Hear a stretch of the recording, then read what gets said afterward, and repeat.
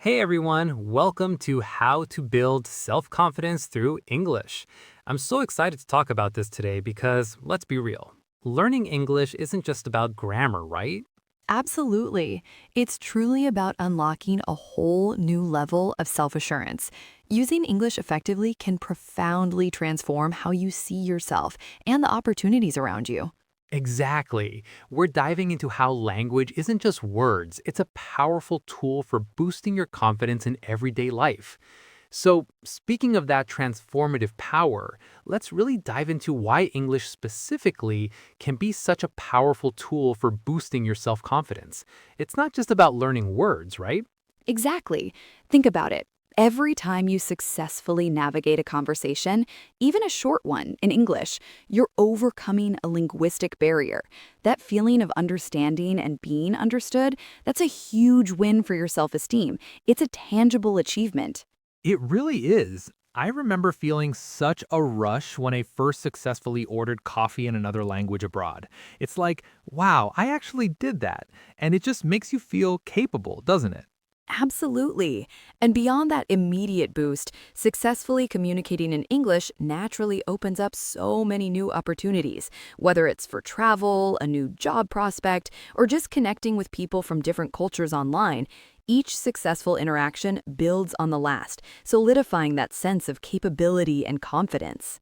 Okay, so let's dive into our first practical tip for building that English confidence. And this one is all about the power of small steps. We're talking about low pressure, easy interactions. Precisely. It can feel daunting to jump straight into a complex conversation, so we suggest starting incredibly small, perhaps even with yourself. Think about practicing English through daily self talk. Oh, I love this. Like when I'm making coffee, I might describe it out loud to myself in English. I am pouring the water. Now I'm adding the coffee grounds. It sounds a bit silly, but nobody's listening, so who cares, right? Or even just thinking in English. What are you going to have for lunch? I think I'll make a sandwich. Exactly. Or planning your day mentally in English. It's a fantastic, zero risk way to engage your brain in the language. And then when you feel a little more comfortable, try using simple phrases with a really understanding friend or even a family member who knows you're learning. Just a simple, "Good morning, how are you today?" Or "Could you pass the salt, please?" Yes, those tiny victories really add up. Every single small attempt, even just a sentence to yourself, is a brick in your confidence wall. You're building that muscle without even realizing it. Okay, so moving on to our second tip for boosting that confidence. It's all about community, right? Build your English tribe. Absolutely. While practicing alone is valuable, having others to interact with truly amplifies the experience and your self belief. It transforms a solitary task into a shared adventure. I love that. A shared adventure. It totally takes the pressure off when you know everyone's in the same boat, or at least rowing in a similar direction. So, what kind of tribe are we talking about here? Well, you could look for local English speaking groups, perhaps through community centers. Many cities have meetups specifically for language learners. Then there are language exchange partners where you teach them your native language and they help you with English. Oh, that's brilliant. A win win situation. And what about online? Exactly. Online forums, social media groups, or even specific apps designed for language exchange are fantastic resources. The key is to find a supportive environment where you feel comfortable making mistakes and asking questions. Yes, that comfort is huge because when you have shared goals, like everyone wanting to improve their English, it makes the whole journey so much more encouraging. You celebrate each other's small wins, right? Precisely. Seeing others progress and knowing they understand the challenges you face can be incredibly motivating. It really fosters belonging and makes practicing far less daunting. Okay, so we've talked about starting small and finding your tribe, which are both fantastic for building confidence. But let's be real. What's one of the biggest things that often stops us dead in our tracks when we're trying to speak English? Ah, yes, the ubiquitous fear of making a mistake. It's a truly common hurdle, isn't it? Many learners worry intensely about sounding silly, being misunderstood, or simply not getting it perfectly right. Totally. It's like you're standing there ready to say something, and then bam, your brain goes, What if I mess up? What if they laugh? And you just freeze. It's a real confidence killer. Precisely. But here's the crucial shift in mindset we encourage you to adopt. Mistakes aren't failures. They're, in fact, essential milestones on your learning journey.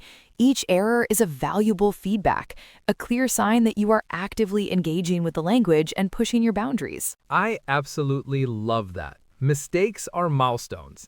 So, how do we actually embrace them instead of wanting to hide under a rock every time we say, I goed instead of I went? A great strategy is to consciously reframe your perspective. Instead of thinking, oh no, I said that wrong, try, that's interesting. I learned something new about verb tenses. How could I phrase that differently next time?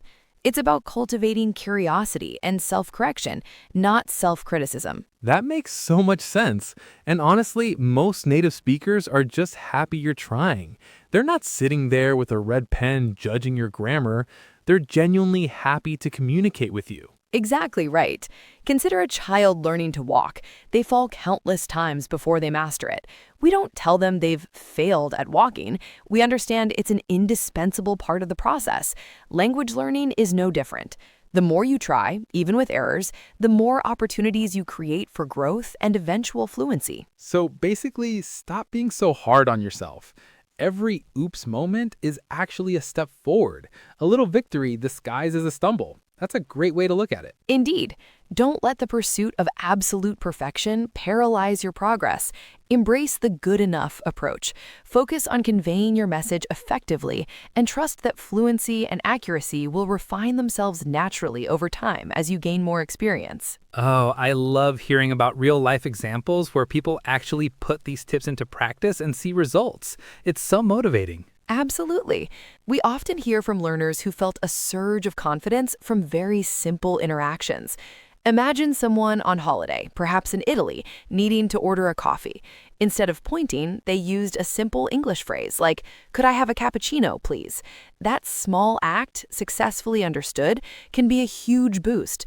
It's a moment of independence. Right. Or thinking about a more professional setting, we had someone tell us how nervous they were for their first international team meeting online, but they remembered our fear no error tip, spoke up, asked a clarifying question in English, and suddenly felt completely part of the conversation. They even messaged us later saying, I did it. It's amazing to see that transformation.